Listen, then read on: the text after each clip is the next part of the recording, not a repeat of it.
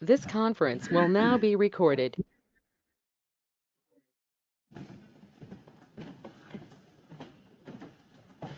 All right, well, we'll call to order the Monterey Select Board at 6:03 PM on February 4th. We have all three members present here in Town Hall. The first order of business is about high-speed internet grant funding, and Verizon is requesting a letter of support from the town to kind of join into its application, as I understand it, Yes, for some of the state funding. there's a bid. They have to submit a bid or RFP, I guess, to the state. And they're looking for the town of Monterey to send a letter of acceptance and agreeing, which just helps them say we have this additional town as part of the bid. Yeah, but what are they gonna do for the town? Essentially, all they're doing is running fiber to those locations that are not served, which I explained to the person, Kathleen Finn, that they wouldn't need, those locations that are unserved, you can't even get to from Monterey. You would have to come, like, there's the six or so properties down off of River Road and Corshire Road. You'd have to actually come up through New Marlboro, or you have to run fiber all the way down the road. And the same thing with the property coming up from Tyringham. It's right on the Tyringham border. I talked to them about the whole situation here in Monterey, and that we are fully fibered.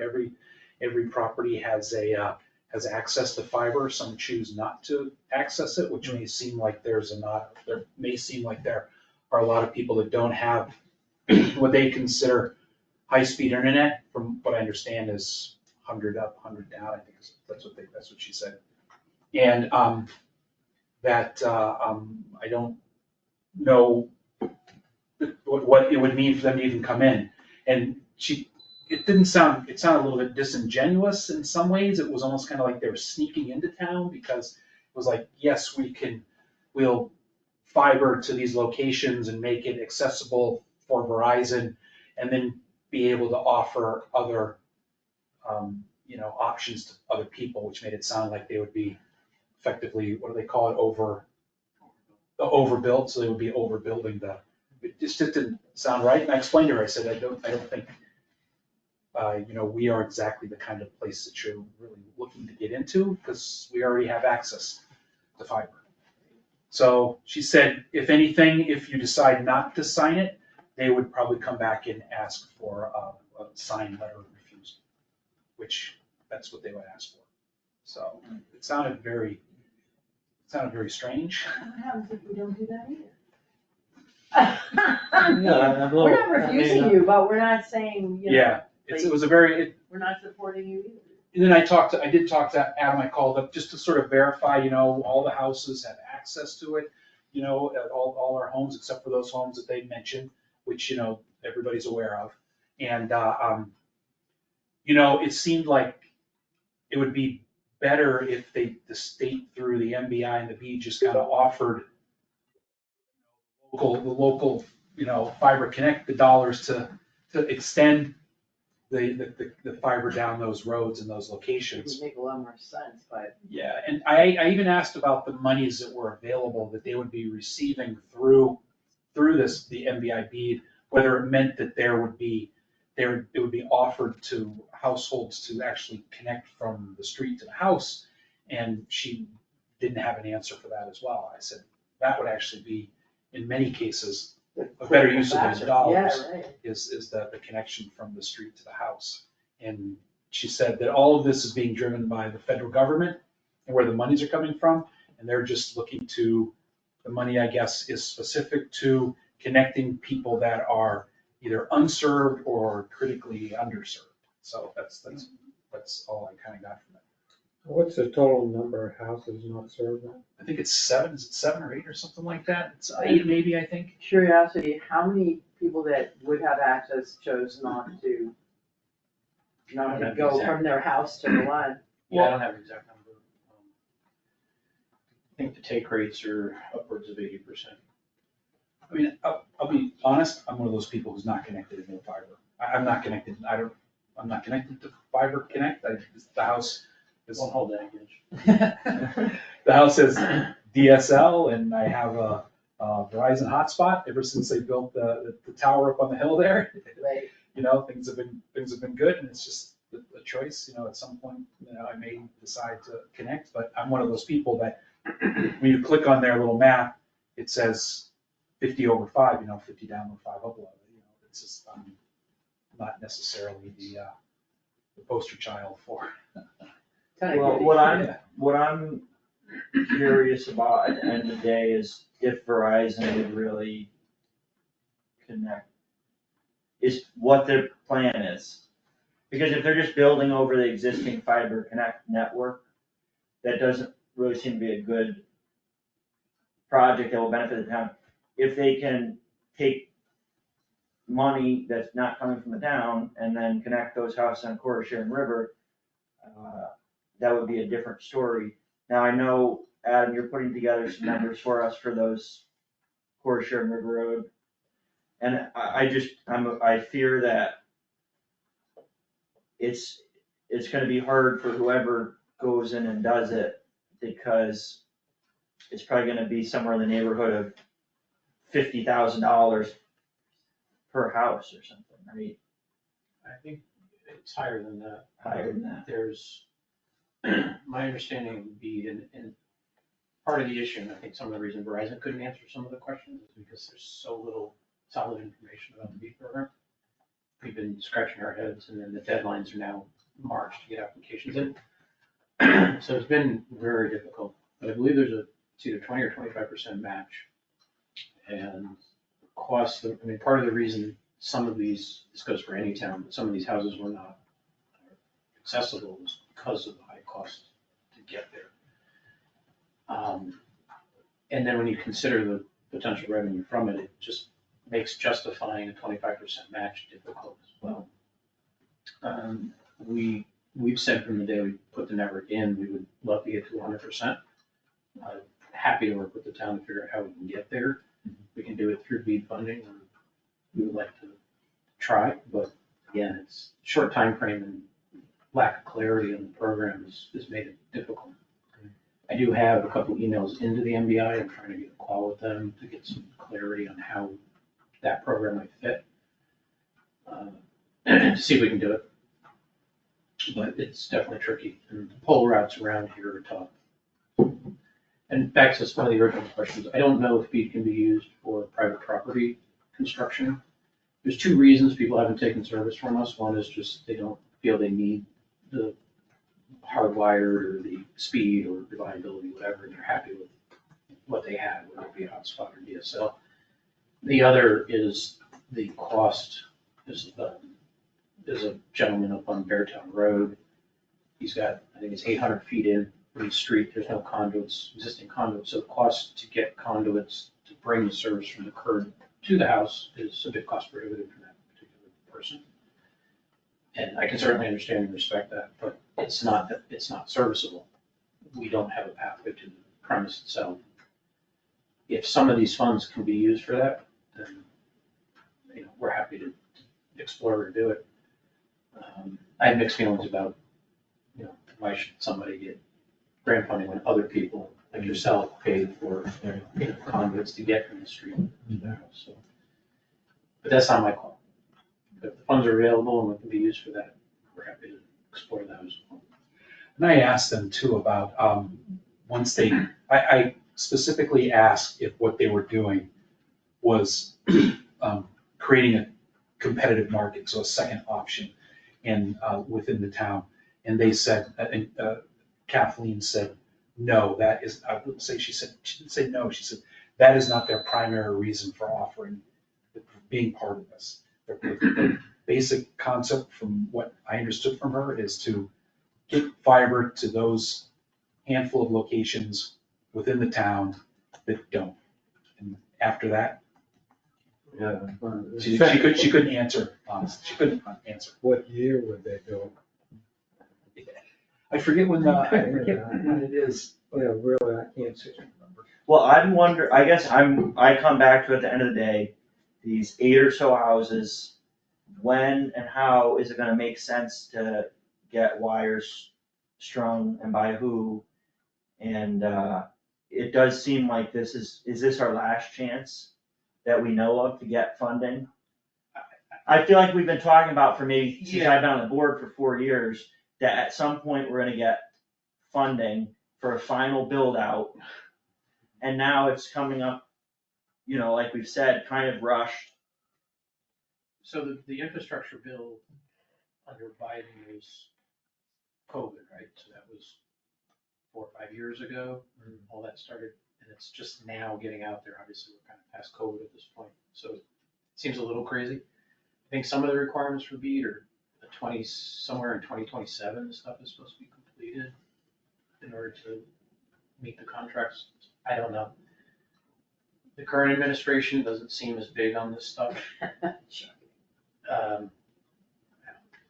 I pass no judgment, but they don't seem as big on it. But Massachusetts still is. So whether Massachusetts will continue to raise funds and help support last mile. And, I think at one point they had a GAP program, which was also some state money. I hope they do. I mean, like I said, we would very much like to make sure every town we serve that we can reach 100% and that everyone has access if they want it. But it's definitely been a challenge. There's a reason why no one came into the areas earlier. They're tough areas to get to. There's a reason why the government underwrote rural electrification in the 30s. It's not cost effective for the company to sell it, to do it in a capitalist environment. Yeah, Because I they're mean, never gonna make the money back. I could see us building down through Hartsville to get to Monterey at some point in the future. There's been a lot of talk about infrastructure upgrades in the electric space. If that route were to if a lot of the poles were to get upgraded for electrical services, then we could much more economically get on those poles and come up through Hartsville. Right now, the biggest problem is the poles aren't really, there's a lot of poles there that we need replacing. If we put in the application to do it, then it becomes our expense. Yeah. And so that's what makes it cost prohibitive. If those poles were ready to go, we could probably get in there and make it work. Do you think you could pick up customers on the way on 57 in Hartsville to help cover It's possible, but not the main goal? it's serviced by Charter, by Yeah. fiber, and we happened to build at the same time as Charter did down in Marlboro, in the center, Southfield and Marlboro area. And I think we have more than half of the homes we pass, but we wouldn't have done it if Charter had gotten that contract before we had already committed. Yeah. We literally built within weeks of each other. Because we had that project in the works a year earlier. So we already committed the funds to it. Yeah. But in And these so now areas, people might already be on Charter and they're kind of, it's about half and half. Like I said, Yeah. I think we have a little bit of an edge in the areas that we built, but generally it's about half and half. And in such a low density area, it's very hard to overbuild and be able to make it justify the cost. Yeah. And get a lower take rate like that. yeah, and I don't think the town is gonna foot the bill without some kind of grant funding just to build through Hartsville up into Monterey. I mean, It's not far, it's just, like Yeah. you said, the make ready on the poles. especially if you have to put poles in. Yeah, but like I said, we're more than happy to explore it. If the town wants to work with us at all, we can attempt to get a BEAD application in, Yeah, which they're due at the end of February or early March. I think, March. So are you thinking that you're gonna? I just heard that I think there's some pretty defined templates available for it. One of my associates is looking into it. If that's the case, we may be able to construct an application quickly. But there's some other requirements that don't throw us. We may want to work with the town. I think it just would be awkward to support 2 applications. I don't know. Yeah. Are we allowed to? Well, Do what? In other words, if we signed a letter for Verizon, Oh, and yeah. then we signed a letter for Fiber Connect. Yeah. Would that look weird? I mean, on the other hand, like, hey, we just want this done, and we're willing to support anyone who's willing to do it. But I'm sorry, on the technical side of things, right? What would, you put fiber on poles, right? What would Verizon have to do to get fiber down there? Well, I can't, obviously I can't speak for them, but if Right. they're doing a fiber build, they don't have any last mile fiber in the area. They Right. do have fiber that comes through the area, and there's tons of it going down here for enterprise backhauls. Mhm. They would have to put a node in somewhere, Mhm. which is an expensive thing, and they'd have to run fiber from that node out to these locations. Mhm. Personally, to me, it seems for 6 or 7 homes, of which, even if they all took it, Mhm. you're talking $100 a month for your customers, it seems ridiculous to put $100,000 worth of equipment into a node. Right. But I don't know what infrastructure they truly have here. That's my question is, how do they get there? Yeah. It's not easy. I mean, they have huts up the streets, Yeah. they have all over the place. Could they build it there? Sure, yes. I don't know. Them as a company, their costs of construction are a lot different than ours. And so I would think that their cost to get to each premise is gonna be more than us. It's not gonna make economical sense for probably anyone. No. So it's gonna be a matter of, can we get grant funding? Or does somehow maybe Verizon misses the fact that it's not making them any money? Well, I think that for one, they can absorb some of that. Yeah, because they're humongous. They also, I think they're looking at these grants on a much bigger scope. They're not looking at 6 homes, right? They went through the bead maps and said, well, because I think they're doing this down in Sheffield. And I looked at those maps and it's like one house over here, one house over there, one house over here. And it's like, how is this cost effective? Because they can't overbuild, technically can't overbuild charter with these grant funds. I'm just wondering if they're thinking they're gonna apply for all these different communities and then get a pool of money and say, oh, with that, we can do these 3 houses that are all in a local. Because they're gonna put the ones they can get in as cheap as quick. Right, My point is, do they have an obligation to do all of them once they committed to it? I mean, I don't know if we have a relationship with Verizon, Other And than two paying the is, Verizon bill. there's really a lack of detail when they get it done. I mean, I'm gonna tell you professionally, my experience with Verizon is terrible. So, I mean, I wouldn't sign the letter because it's no details. It's just like, well, call up, we'll be up there in 6 years or something like that. For 7 homes, I don't see us being a priority. Yeah, and that's what I asked her what that process was, and she said if they got the signed letter, it would go back, then they would put in their RFP, their bid process for it, and then their technicians would come out and then look at it then. And just. I'm not buying what they're selling. Well, what I'm saying is, until there's details, I'll say it's the other way. But that's the way I feel, I just don't. I mean, we have, if we get upset, we have someone we can go, we know who to call. And you'll actually turn up. No, I mean, it's true, it's a working relationship, I haven't been here that long, but it's been give and take, I just like, if I'm putting my eggs, I'm putting it in his basket before I'm putting it in theirs. I think we owe, trying to fulfill to our residents, what does it take? It's something we should keep there and try to work it, see what the grant money is available. Probably should do it sooner than later, because new administration is chopping everything, but, I mean, that's the way I feel. Well, why don't you work on getting us a proposal or quote or whatever it is, and we'll try to figure something out. Do you want me to email her back and say the board has decided not to sign it? No, I don't think we need. Yeah, just do nothing. Right, so And okay. two is, and I'm not gonna sign a letter that we said we didn't sign. Yeah, exactly, I'm not I signing mean, anything. There's probably a resident. Maybe they end up getting state money, and maybe the state tells them they have to do it. Anyway, Who knows? It seems like there's a lot of lack of clarity about the Yeah. details here A lot of from unknowns. BEAD, right? Yeah, I don't know if it's one huge application for everything they wanna do, or if they have to apply for town or territory. And it's It'd be unclear. interesting to see how much details in that. And I would think they wouldn't want to do it as a whole, because if there was an area that didn't work, the state's gonna turn it down. They wouldn't want to turn the entire application down over 6 houses over here, right? So I think it would make sense for them to apply in pieces, but again, I guess it also, not sure.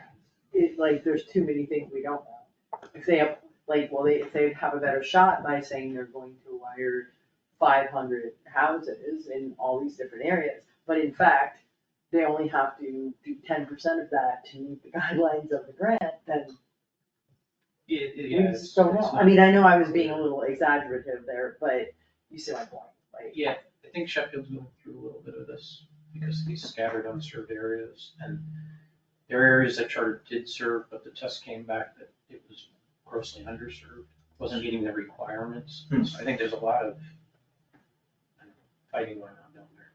So if you have any connections with the select board there, you might ask what's going on. They might share. All right, well, maybe we'll look at if we can maybe get a beat application together, but like you said, it's probably a lot of paperwork.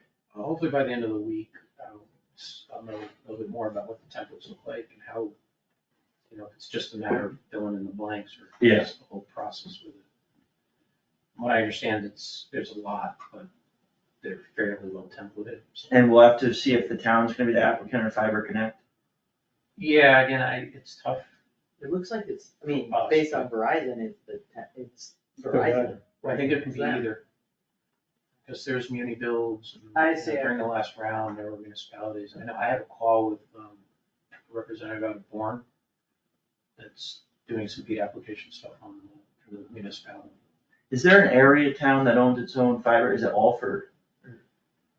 There's several. I mean, Alford owns and operate, well, they own Westfield Gas operates, Mount Washington owns, and I think Crocker operates, and Otis and Beckett there's a bunch of them where they're muni owned, and Westfield Gas is operating for them. So we could be the town could probably be the applicant for the BEAD funding.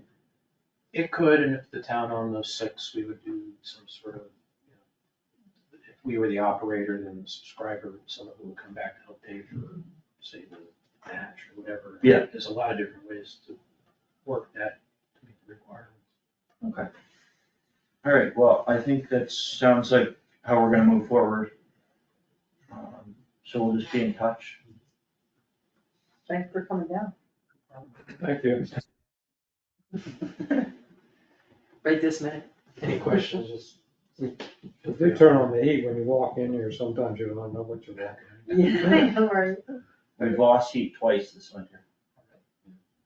That's not good. We got a new burner. Okay, thank you. And now All right, we have thank gas you. in the tank. Take care. All right, take care. Thanks, Fuel in the tank.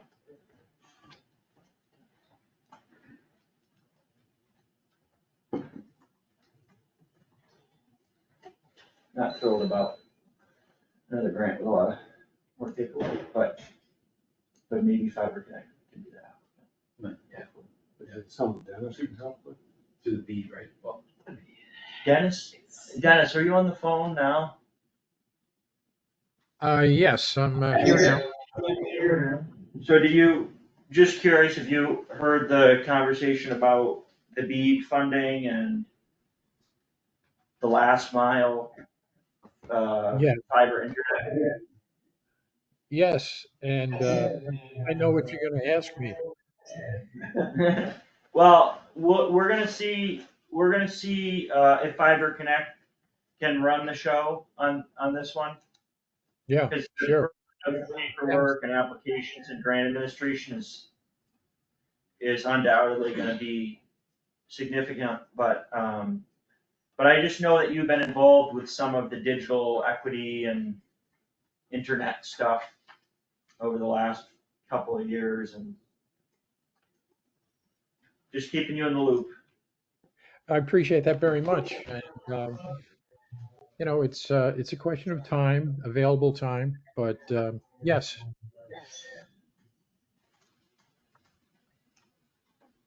Alright. So, next up is fire department staffing. I'm about to send you, my first stab at a overview. Really hate that I now have to insert, it doesn't come from the menu here. It's extremely vague, that's the problem, like, it's very general, it's not vague so much as it's so general as to, I feel like, not be adequately informative, so look at it and tell me what you need added to it. Well, what I will do is, I sent you the questions. Yeah, no. Right, and I sent them to Sean. He answered my questions over the weekend.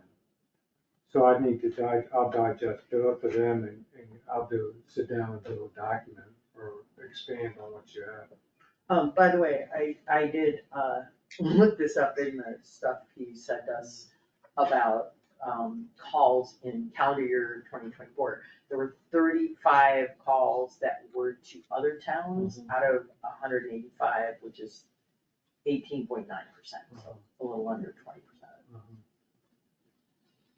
20%. What I don't know is how frequently other towns respond here, that number is not a number I have, so. Yeah, I wrote him a note back and I'm try to see if I can meet with him sometime between now and the next meeting. You know, the questions that I pose, you know, based on what he sent me, some of it, I think, in my opinion, we can start articulating the answer to. I think so too. Okay. Yeah. So he sent me, I got a few pages of what he sent, and I just need to digest it. And, it's not only about what the staffing is, about the availability of the staffing. It's about having in the workforce people that can come up in the leadership ranks, because you get into the position now, you have to have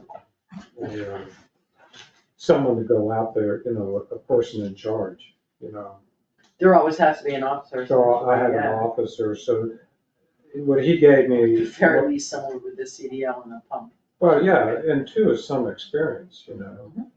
And, Well, to have that, you would have to. yeah, I know, but, The pump. so I need to take what you got and what he got me, then I'll get something to you in the next couple days. Okay. So by the time maybe next Tuesday, I'll run it through Roger can run it through you, that way you and I are voting. Or you can just. That's why I didn't put anything in there, I just whatever, said, this is what I'm hearing. Yeah. Stuff like that. And, So- I don't think this is gonna be a one and done, I think it's complicated enough, we're gonna keep finding things, and that's okay. We'll just keep Well, I pushing think- at it. It goes back, we don't know what we don't know. Yeah. And you have to respect that, but you also have to accept the fact that if you learn something, you have to be willing to change to do it because you have better information than you had before.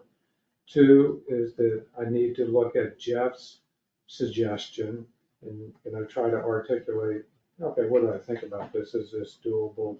I would like to get Sean's opinion about it.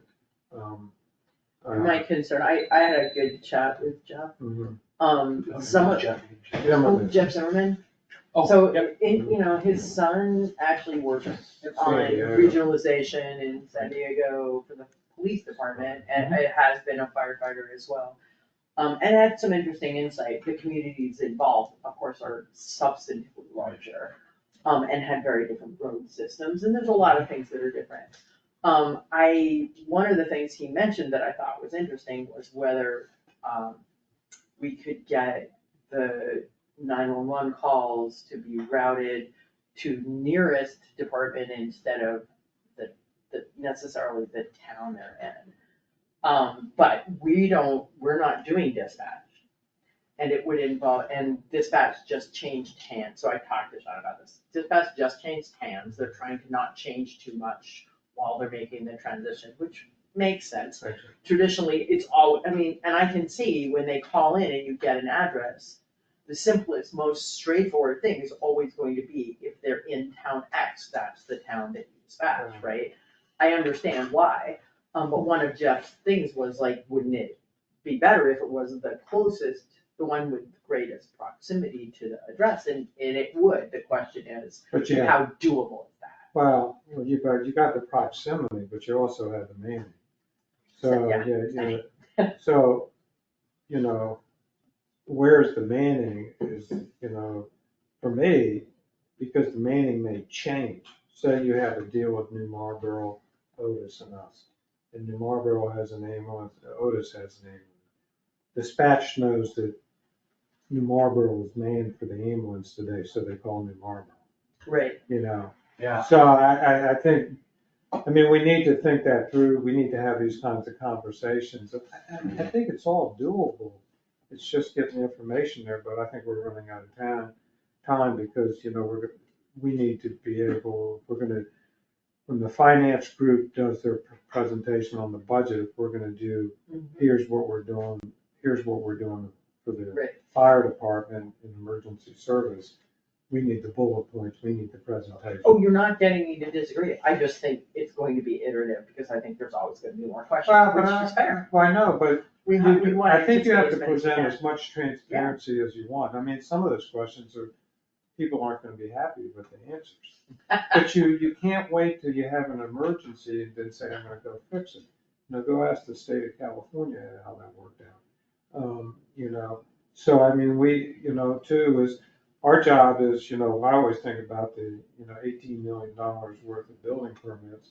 Well, we can't get to you till a couple hours here, you know, to put up a fire in your house. You know, who wants to be the first victim? So Are we at a point where we should be reaching out to other select boards? I think that's the other part of this question, and like, part of me wants to say yes, part of me, and I know that letting things like, you wanna help them along, but when you're herding cats, pushing them usually results in you getting scratched and the cat's running off. yeah, but I think I'm interrupting you, and I That's okay, apologize. I'm gonna. But finish my I thought, think right? we should call up and say, let's just have a general discussion. This is the way we're leaning, you know? But I just, you know, put it out there, you know, we're gonna get feedback, we're gonna get criticized, we're gonna get acceptance, but we're not gonna wait till there's a dire emergency to do this. And I just think, you know, they're gonna go home and do what they wanna do, but you put it out there, you may, you know, you'll. At least you've extended the hand. Yeah, but as a town, if I was a resident, I'd say, God, you're not talking to the other select boards about it, why not? And you got, if we can make the effort, and we can make it the flat out, no, we're not gonna do it. There are some townships that probably are just gonna, you know, the bank's closed, go away. Okay, that's their freedom to do it, but, you know, then we know what we're doing, well, then we have a better understanding. But, you know, that, I do think we need to start pushing for select board meetings with other, just a general discussion. They may have some ideas that we haven't even thought at. And two is that I don't want to bring them into it so too late to go, oh, you know, did you think about this? And they have suggestions. So I do think, you know, You think it's time to. I think actually it's time to put it out there. It's, all it is our time.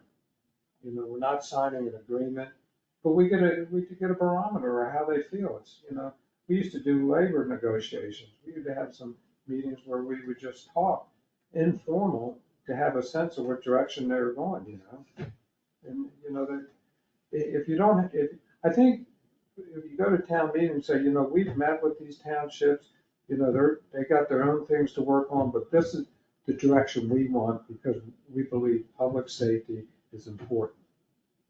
Would you like me to reach out to? I think, yeah, reach out to the chairperson. I could reach out to the town administrators. Yeah. That's a start anyway. And start I there. was gonna call, I know Billy was. I mean, the two options is go through the town Oh my administrator, like, gosh, and maybe it's both. Maybe the town administrator reaches out to the other. Yeah, town I'll administrators, travel, maybe- you know, if they put me on the Well- select board, you know, what are your thoughts about this? You know, I'm just gonna, just tell me. Well, you know where the Otis select board chair is? Yeah. I mean, Is the other question, is Gary the chair? Yeah. I didn't know that. we couldn't both go to a meeting without. You can, just declaring a post it meeting as a card, meeting. post it as a Which meeting. we Yeah, can I mean, I think we should We start can do doing. Yeah. Um, Somebody's got. I even, I started, Well, my to-do list is check on the next finance meeting is for tomorrow. So I can reach out, are we just talking New Marlboro, are we talking Sandusfield, Otis? or I what think we at least New Marlboro and Otis. I mean, I suppose, personally, I feel like Sandusfield is a waste of effort, but we can show we can I don't, dot the I and cross the T.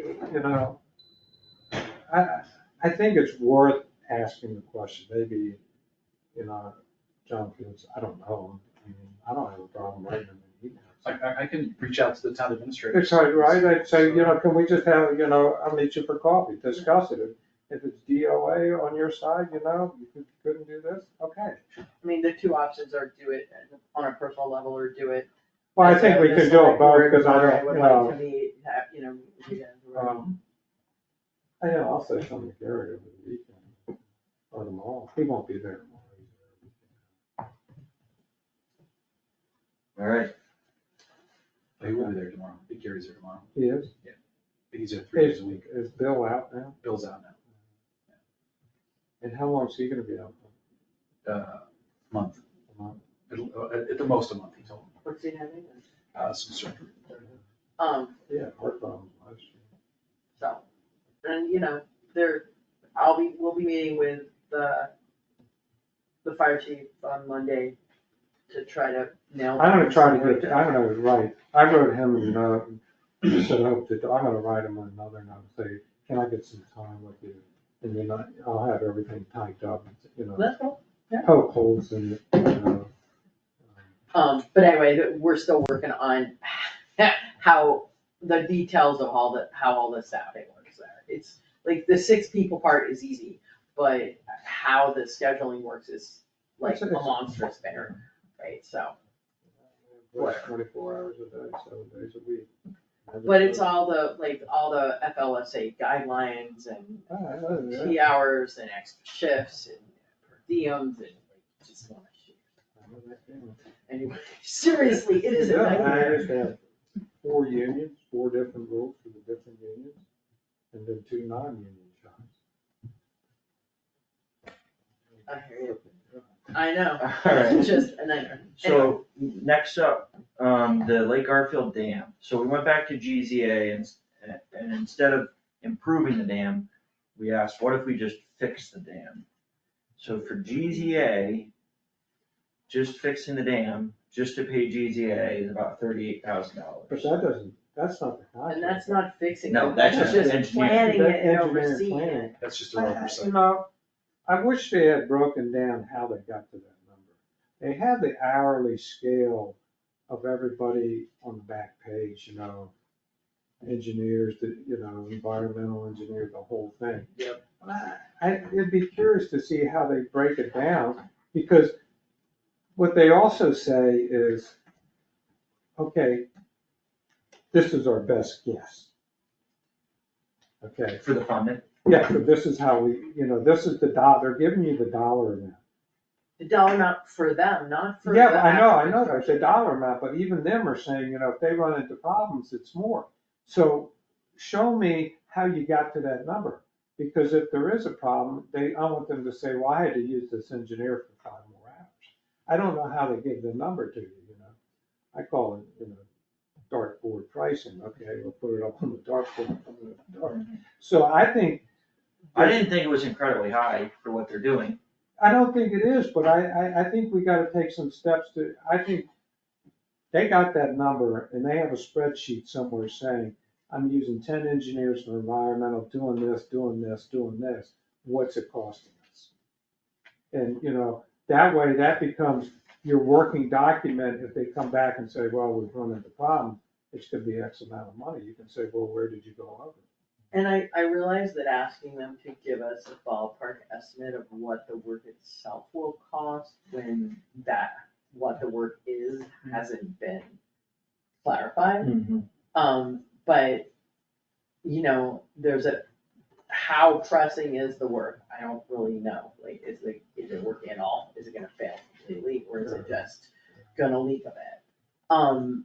And because it's one thing if this is $38K on top of $30K or 40K. It's another thing if it's 38K Okay, on plus top of $125,000. $250,000, right? I got you, I'm in the wrong business. Or 30,000, Or- or it's 38, and it's only gonna cost 20,000 to fix it. Yeah. But like, you know, I don't know, Well, Well, I you don't can't, have any you can't sense do of- something like this without an engineer. So we're Right, gonna you need, you want them to We make Something need to engineer. do that, but I guess, GZA has worked with Monterey and Right. worked with that dam. Yep. So so they they may have some idea of how probably expensive it makes is. sense, GZA probably Well, makes sense. they're managing the project, but we don't have the expertise to manage that kind of project. I guess Yeah, what I I'm think saying is how we're gonna badly need do we an need to engineer. fix it? So I think that is, so I think we can go back to them and say, which is something that probably everyone who puts a bid or contract loves to hear, can you break it down? And look, I used to But- do bids for printing, $1 million contracts, I used to have to do it all the time. So we'll ask, can you break it down? Can you estimate the total construction Mhm. cost and what's gonna happen if we don't fix it?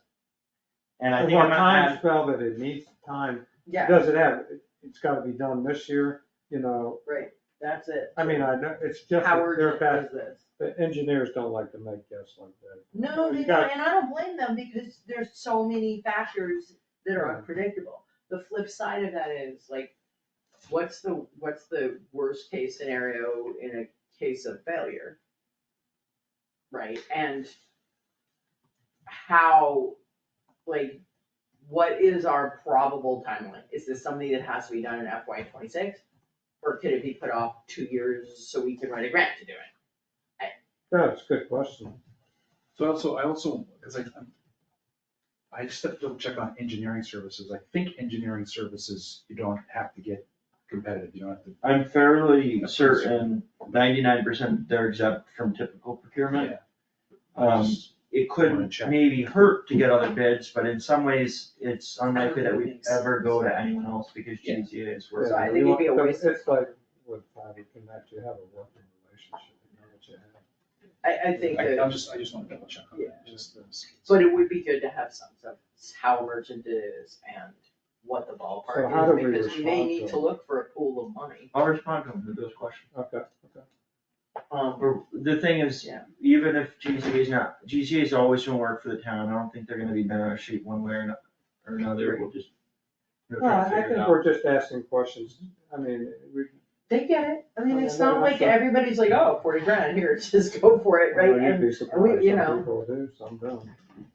A lot of money. it's a lot of money, but what worries me is it's a lot of money tacked onto, what exactly? I don't know, we don't know the full. Yeah, it kinda came up out of nowhere, Yeah. so.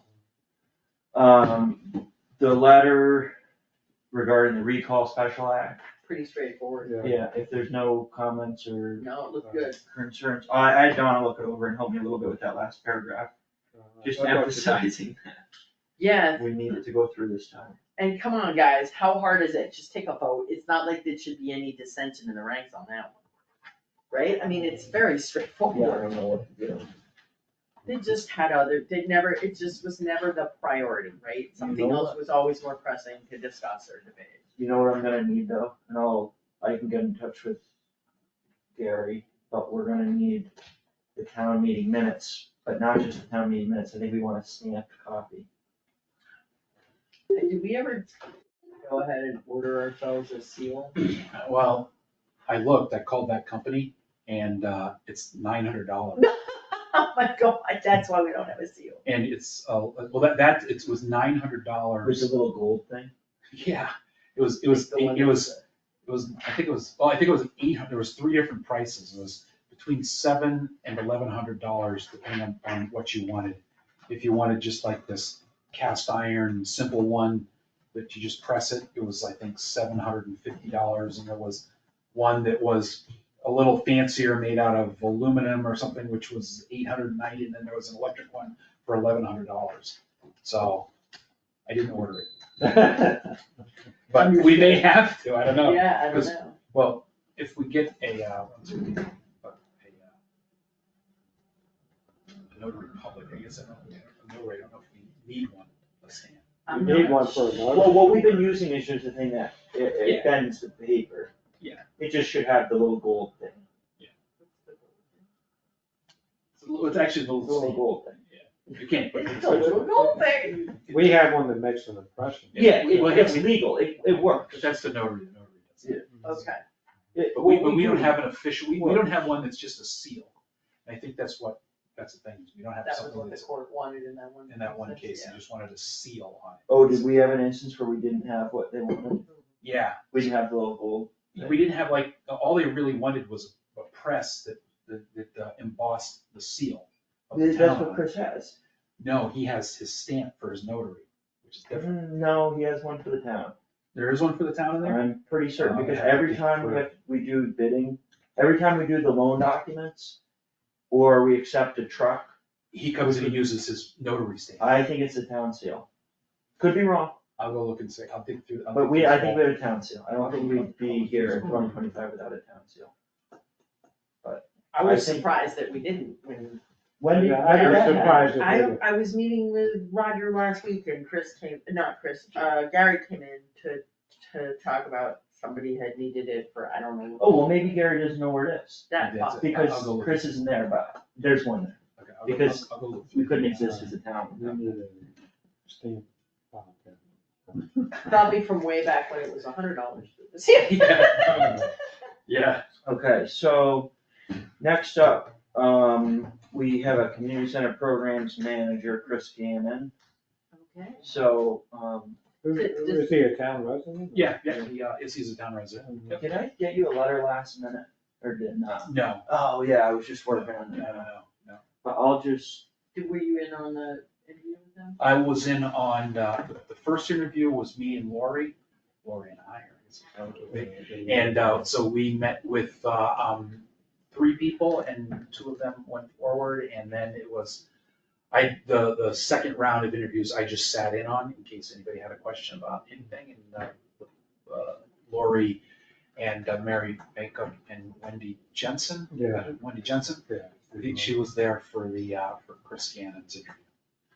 And it went well, they were all. Yeah, there was two different candidates, but it was decided that the having somebody in town was somebody was a real positive, brought some a different vibe to the community center at this point in time.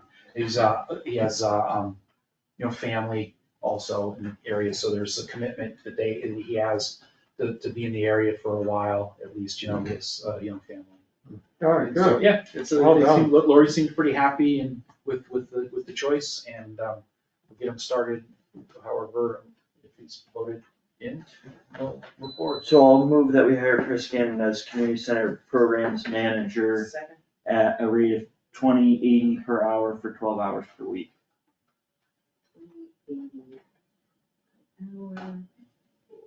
Yeah, I second, or she seconded. And, we'll call a vote. Yes. And yes, so that's a unanimous vote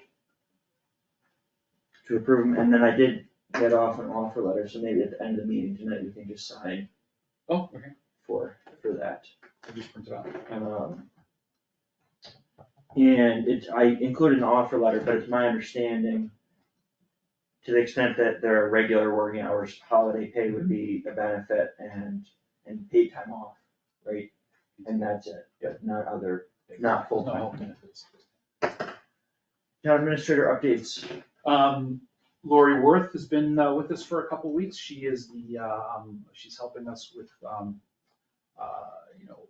DPW issues, And then invoicing, and today it's gone really well. She's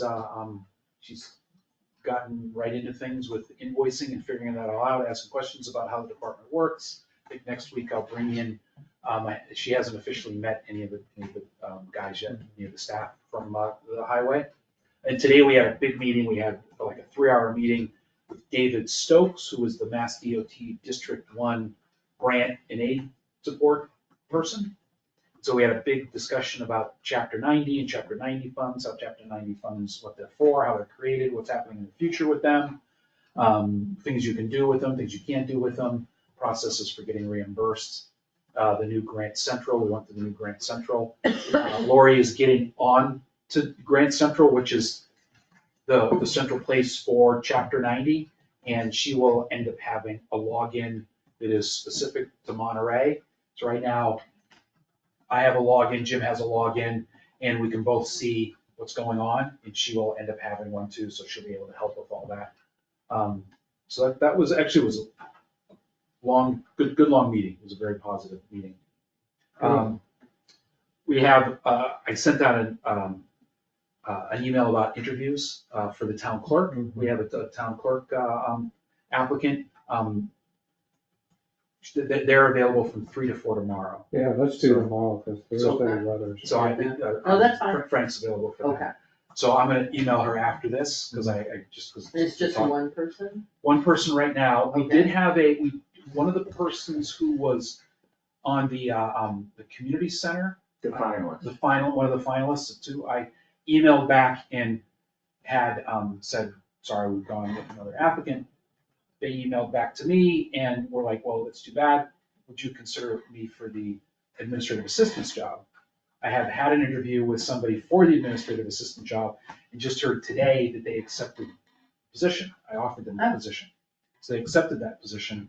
So that'll be on next week's. Yeah, we'll vote. Well, it almost made it on this week's agenda, but not quite. No, Oh, that's good news, the yeah. administrator, who's that? Their name is Annabelle Edelman. They live up on, they're another citizen, they live in town as well. And so Great, I mean, you're on a roll, man.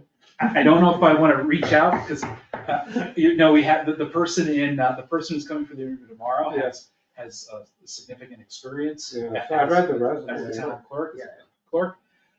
Again, going back to the finalist for the community center, she replied back saying, if it's unfortunate, she didn't get the job, but would there be interest in the administrative assistant's job?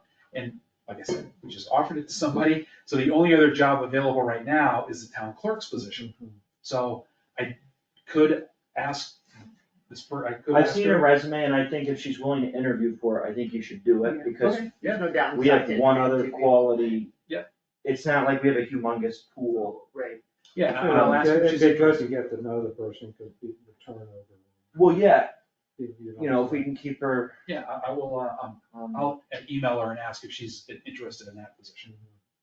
And like I said, the administrative assistant. I got it, accepted the yeah. position, so. I gotta say that did you guys look at the salaries at all in the thing that I did. Gary I said? did. I was like, maybe we picked the wrong career, $80 an hour for being a town it clerk. seemed like 40 to 50 was the I average. know, Not but for, I think it's not for city. Berkshire County. Yeah, but some of No, those were big, they had fair, that's population. fair. I went through and looked at Berkshire County, I went through and looked at There all were- the yeah, towns I that did too. responded, and especially our neighbors, and we're not far off from our And I neighbors. think No, we are. rent in some of those places is probably about 3 times what it is here. Not as much higher as you might think. Yeah, According so, to the young people in my house who can't find a place to Yeah. live and left Boston because they couldn't live there either. I mean, if you want to compare us to Pittsfield and what they might be paying the person in Pittsfield, that's not a fair comparison, but if you want to compare us to Otis or. Well, and some of those Right. city clerks are also managing many people. A lot, I under them. assume that it's a much more managerial position, but I was like 8154, Yeah, so. 130K, 142K, 146K.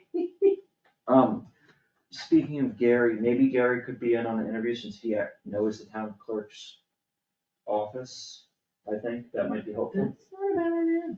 And we don't have a huge, I mean, if it's Roger, Frank, and Gary, I feel like it's Yeah, that's fine. fair. I'll reach out to Gary. And I mentioned the admin assistant.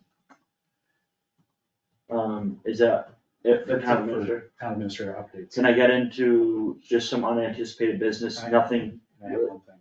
okay. I was, Anna and Peter Poirier stopped by the other day, and, their lease was up at the end of December.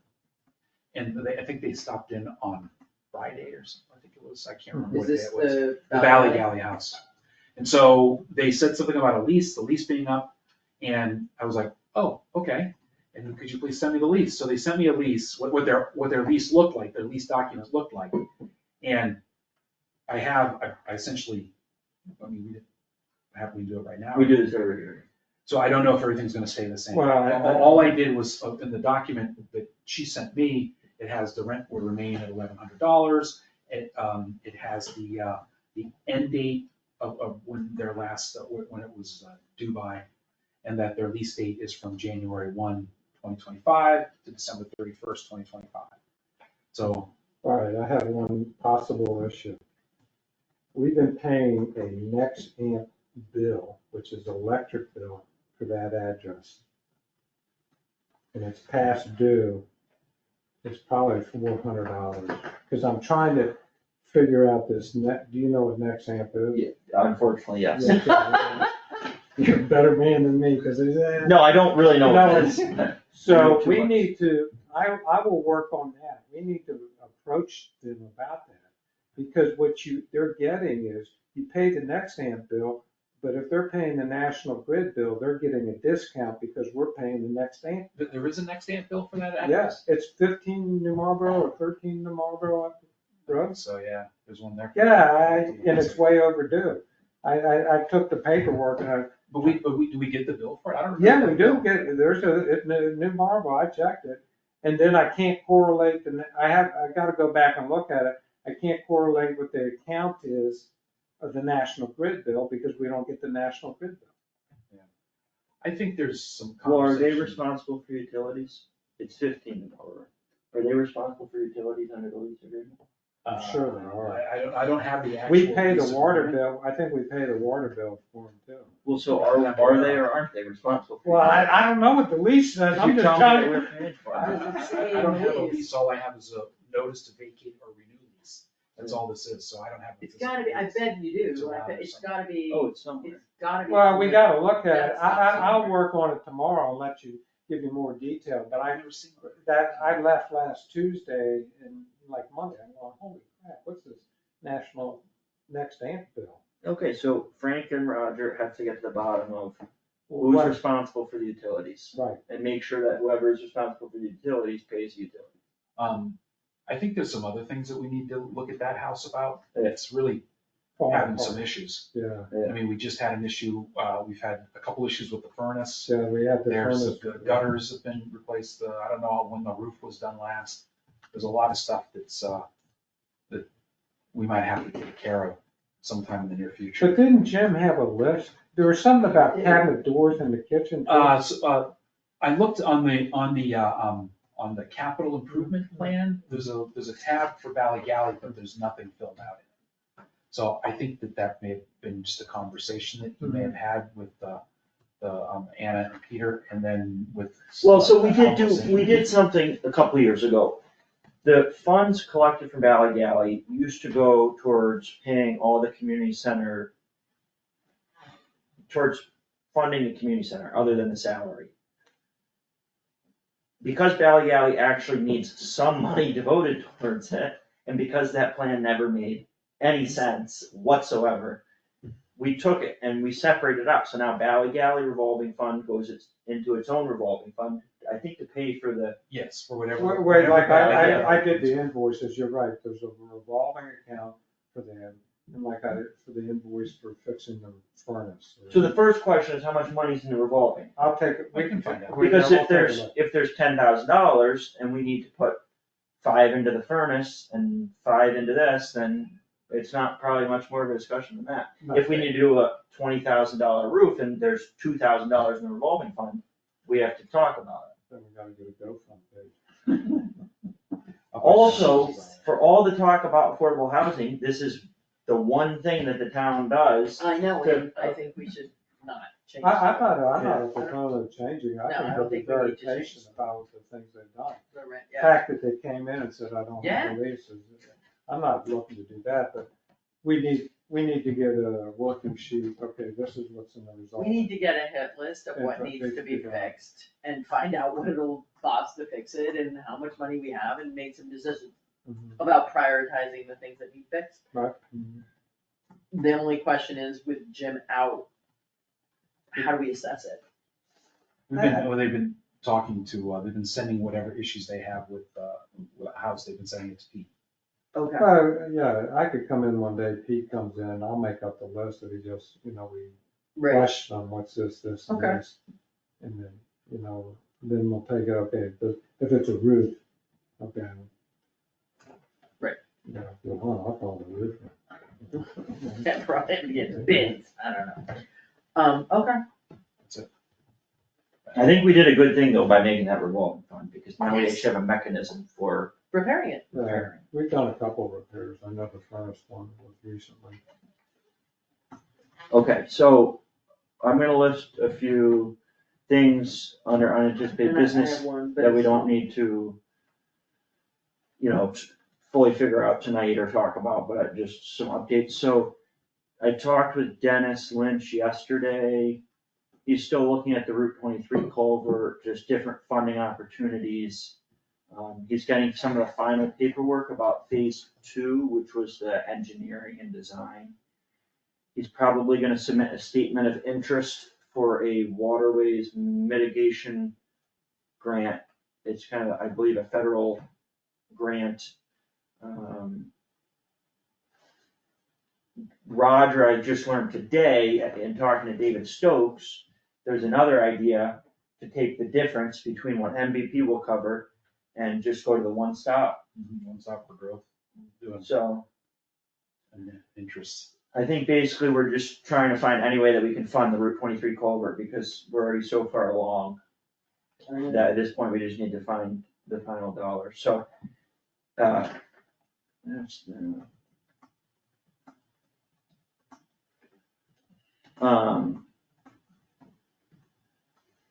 a couple of things have come up recently, and actually over the last 10 months or whatever, but even especially recently, about paying bills and the accounting process.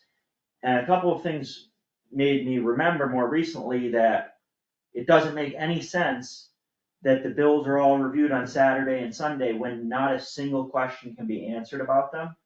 So I think Roger actually looked at it and said, in our contract with the accountant, or in the policies, there's supposed to be at least one day where they can say, we're missing this piece of information, and we can get it to them, so not everything is always kicked to the A next whole warrant. cycle down, yeah. So is Eric being cooperative about that?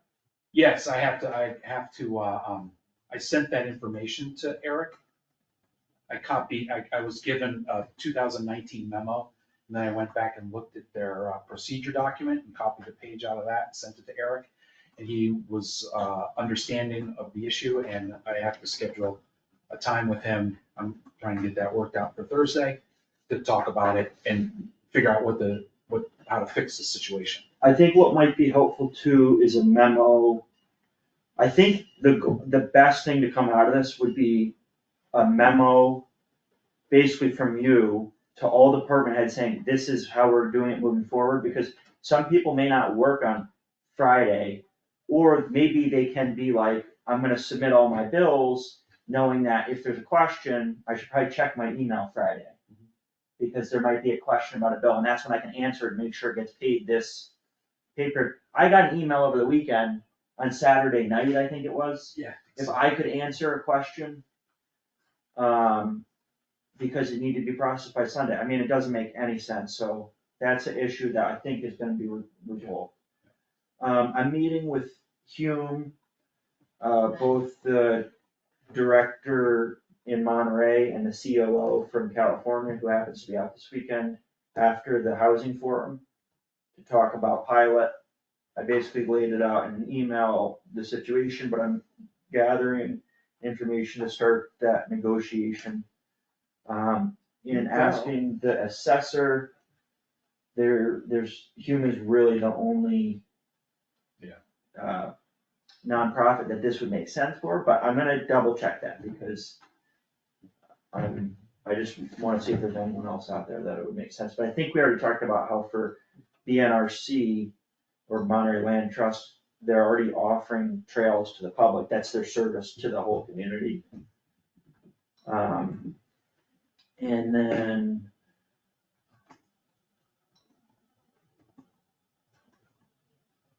the joint meeting with the finance committee, I tried to schedule for this week, but Eileen wasn't around, so it'll have to be next week. I think it's the 12th. The 12th, so that's a question actually for everybody. Would we be available on a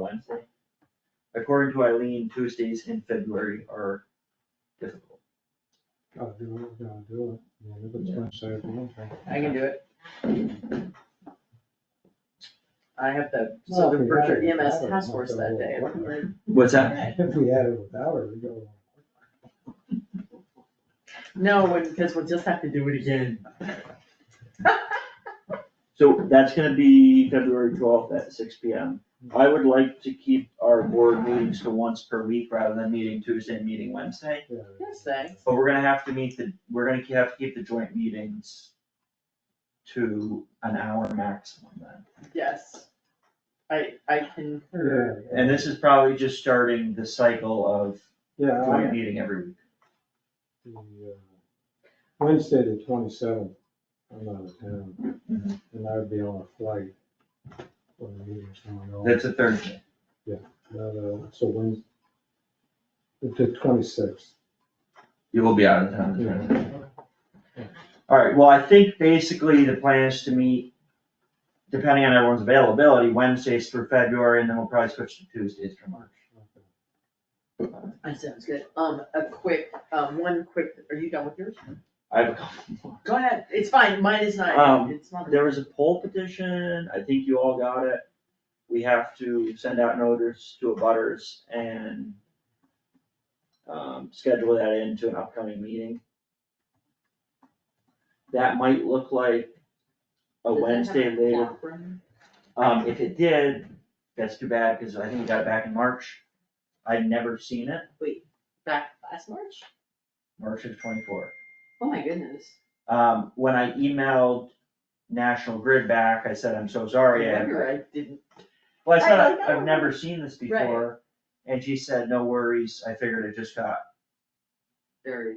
buried, so I don't know where, but anyway, long story short, we're gonna have a poll petition soon, review those documents, you should have them already, so review them, we'll put out a notice to the butters and we'll have that poll hearing.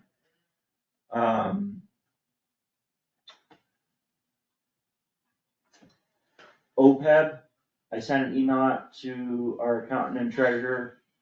I just wanna, now that we voted at the last special town meeting to move all the funds into OPEB, I wanna make sure that actually happens, and then we have to make a plan for what we're gonna do this budget cycle.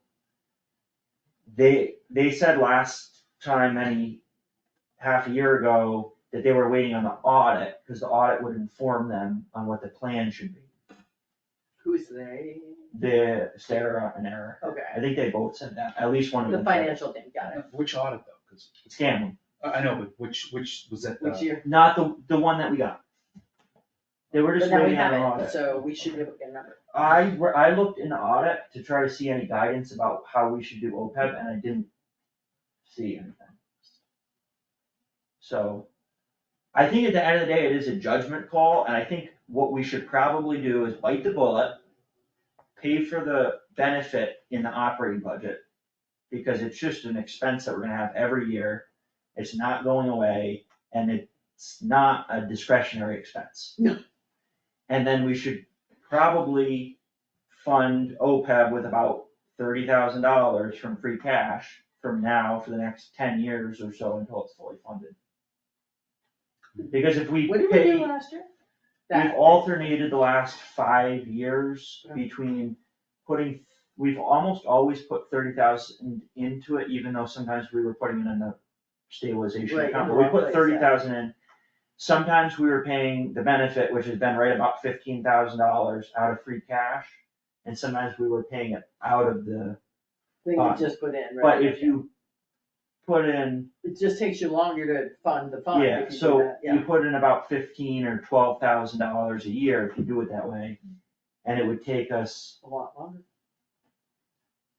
twice as long, at least, to get it fully funded. We're within reach of fully funding it within I think it was a few hundred thousand, a couple $100,000, I think it was. within like 10 years, if we do 30,000 a year and don't. Right. Yeah. Don't draw from it. Don't grow from that. And those are probably moving targets, but Right. we're not in bad shape. We just need to get our ducks in a row a little bit. And that's the other thing is, do we wanna bite the bullet and put the actual benefit in the operating budget? which is probably where it really belongs, at least for me. It's Instead of real a special cost. article? I wouldn't make it a special article. I wouldn't either, it's a- ridiculous, we end up with so many special articles, it's ridiculous. I mean, you know, Yeah. too, what happens if they voted it down? I'm not saying they would. It's a real expense. But- Well, it's not And it's- discretionary, it's it's a exactly. liability that's. And it's it's every year, Yeah, but- it's not only It's not like discretionary, healthcare, it's another benefit. it's every year, so you might as well just, I put it in the agree. budget. I wouldn't- I mean, special articles should be things that are not regular occurrences. Unless there's some reason it has to be.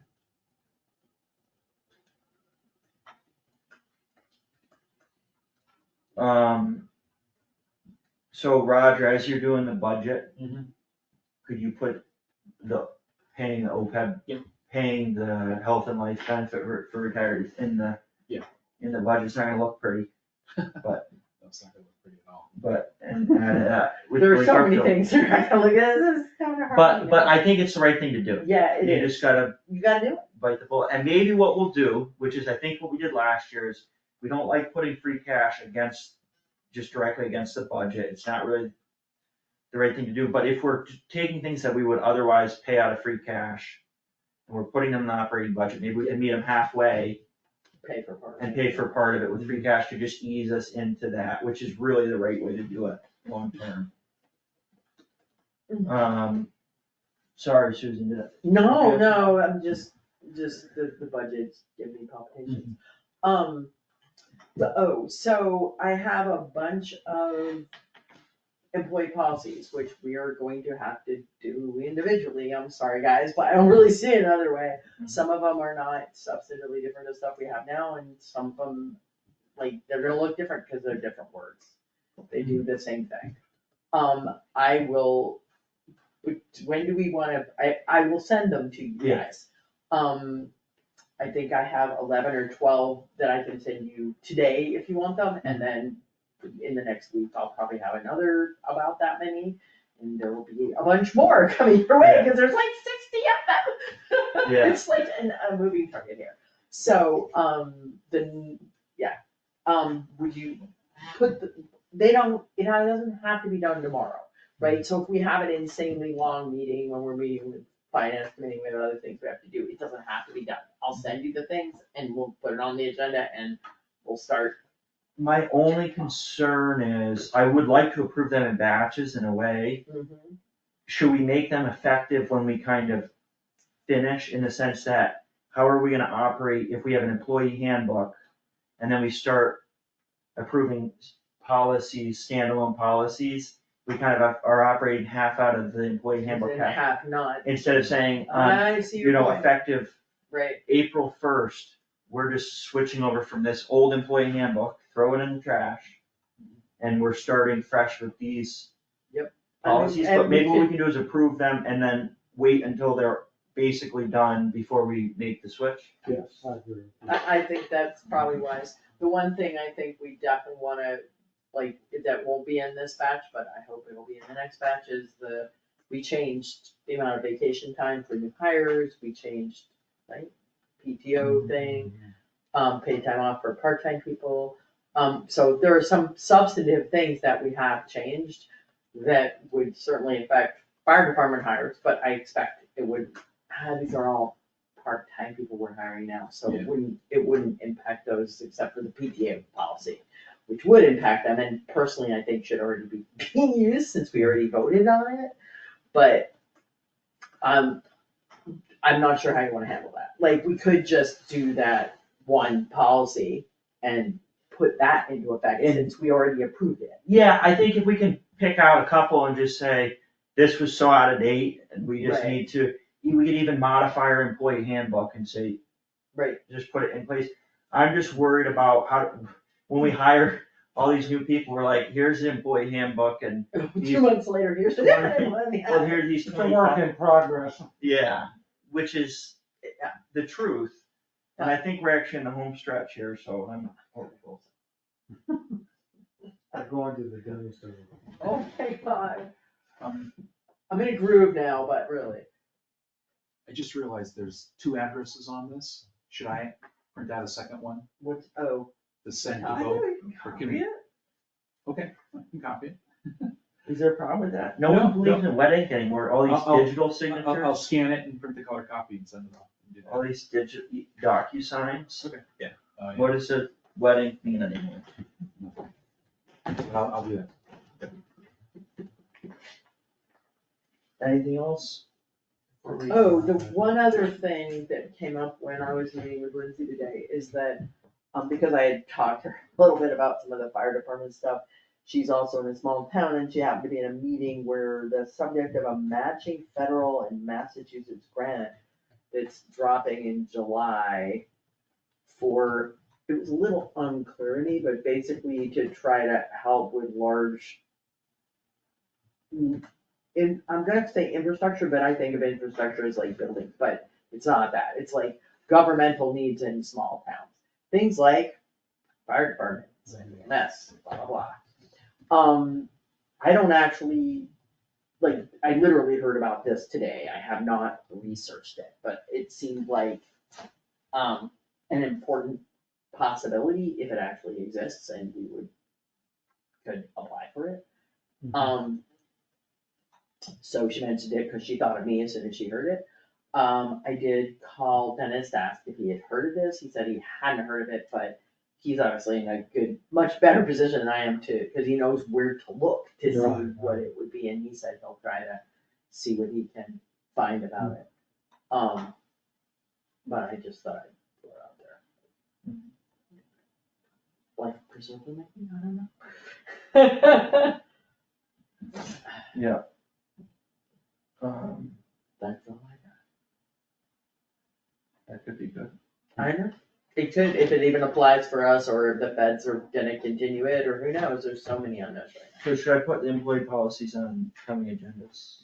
Yes, Yes. I don't know why it wasn't on this week. well, I don't think we, like, by the time I got it to you, you wouldn't have had a chance to Yeah. look at them, and you don't, I don't think you're gonna wanna vote on looking through each one as we go, like. Yeah.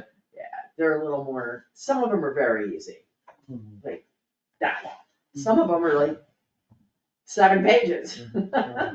You know, So next week, we got a meeting, select board meeting Tuesday at 6, and then joint meeting. oh, are we doing Tuesday and Um, Wednesday, or just I think it'd Wednesday? be nice if we just meet Wednesday. Okay, that's fine, all right.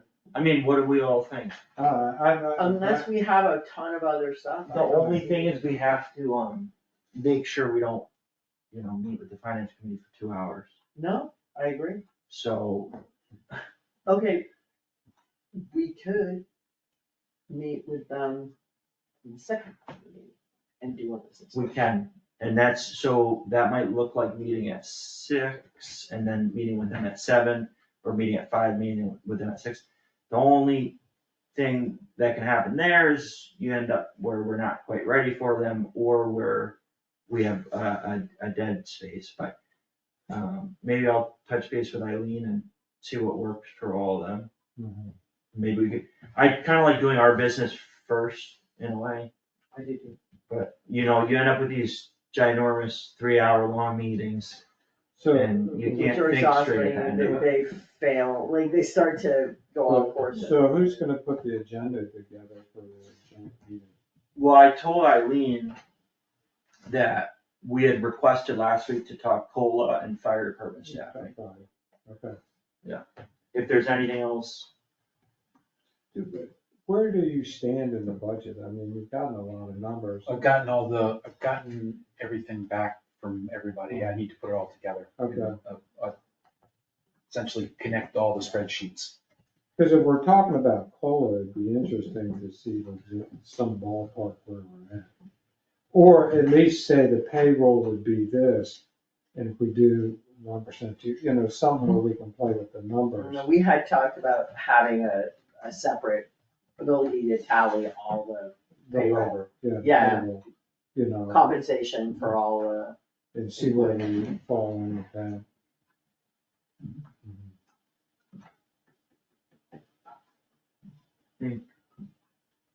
one of the big things that we're gonna be hopefully doing this year is moving stuff into the budget that was kept as special articles, Yeah. but it's not gonna help us It doesn't change the bottom line, it just Doesn't, depends what but you're you talking know. about. It does and it doesn't.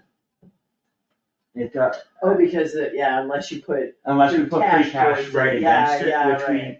will probably end up doing, even though that's not really good form per se, but we're headed in the right direction. That might be a way to help us transition to the right direction, but it in steps. hey, so this came up, and it's been a while since we've had to have a conversation, but Prop 2.5. What are the conditions under which we have to have an override? If we vote on it, No, when would we have to vote on it? at town meeting, and then it has to be on the ballot. I mean, when do we need to? When is it necessary to? Dollar wise. Dollar wise. Oh, so if you go to, the DLS municipal finance trends. Right. I mean, at one point, And we you had a go bunch of to property discussions and I taxes, remembered all them. proposition 2.5. Yeah. And you go to Monterey.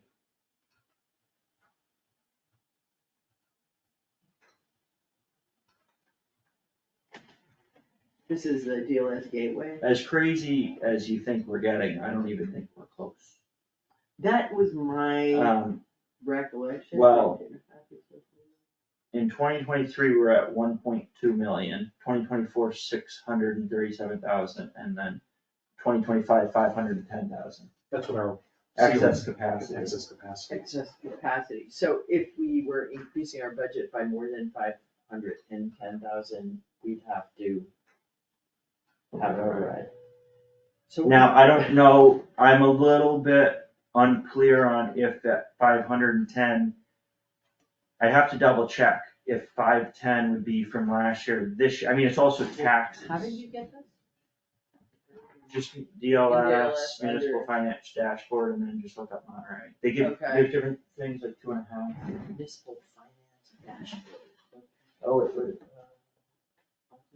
top 2.5 resource, so probably. Okay.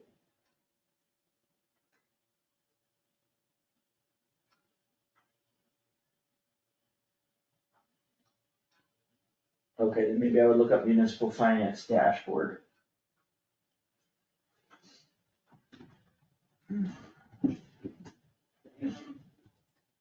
Sorry, I That's okay. wasn't 100%. Trend dashboard reports. City and town data visualization. Yeah, dashboard reports. That's not Yeah, they're, visualization, okay. I mean, I think they all kind of work, probably. And then if you go down to property taxes, 2.5 limits. Property. There you go. Did I hit the wrong thing? You have to hit hard right on there. I had thought that first, but I did have it wrong spot. And then you put it, oh, Abington, thanks so much.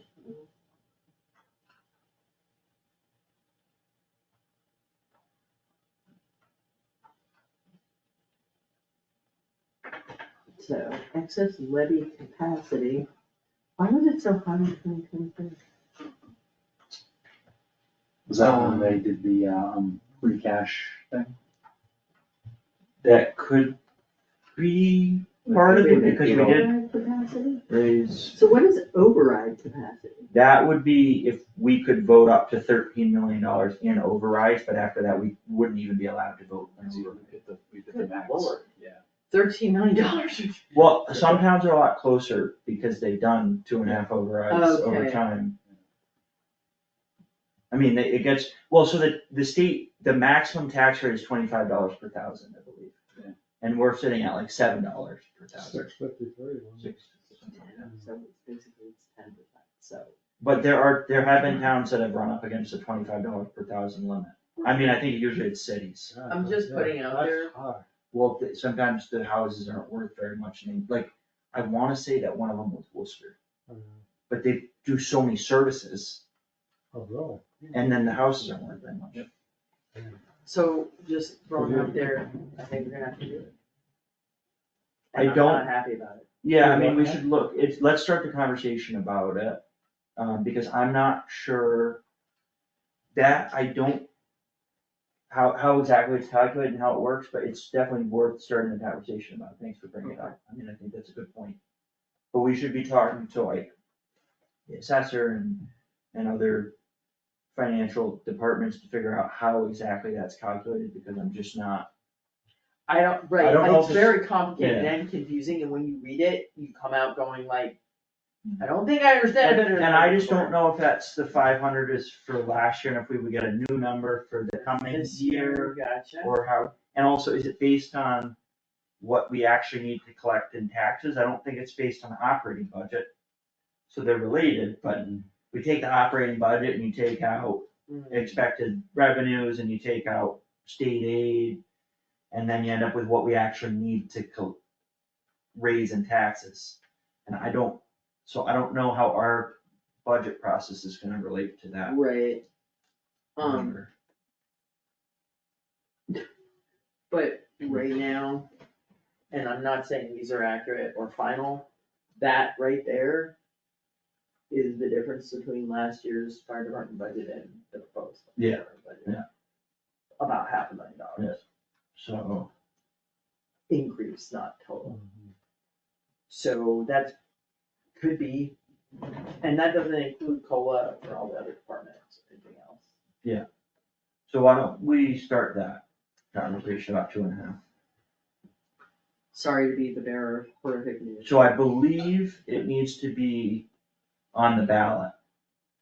So it's not a vote at town meeting, I believe it's the box on your ballot when you're voting for town Oh, town election. in the town election, okay.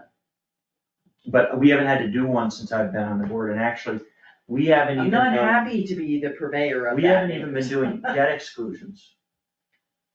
I think we've purchased some items with debt and didn't exclude them from the 2.5. Yeah, I think it does. Can we do that? Yeah, at that's this part of point? that whole LA4 and all those sort of those debt exclusions in there. But so if you want to exclude something, like if you wanna buy the fire truck that we bought. Yeah. And then exclude it from the 2.5, Oh, you would need to vote on excluding it from the 2.5, Right. and we haven't been doing that, we haven't needed to, but. There's two types of things, right? You can override a general override or override for a specific thing, and you can exclude some capital purchases. Yep. So that might be part of what's factoring into our situation, is that some of the debt that we're probably paying on and some of the other things that we purchased, we didn't vote to exclude, which we might have, but. So if we need help thinking through this, where's the best place to go for help? Just reading through the DLS thing, or? we should talk to our accountant. I think you'll get pretty The, confused just reading through the DLS. That's been my experience. So I would yes. maybe either, talk to our financials and maybe contact DLS and start to get a better Picture of how to do it, picture. We just haven't had to interact with it, but sometimes run up against the 2.5 limit every year. right? the Pittsfield, I think, is like totally almost maxed.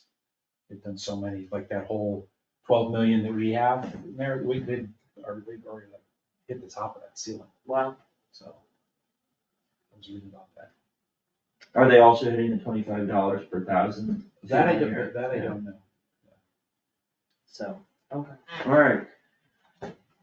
Motion to adjourn. Second. We'll vote, Yes. Yes. and yes, unanimous vote to adjourn at 7:32 PM.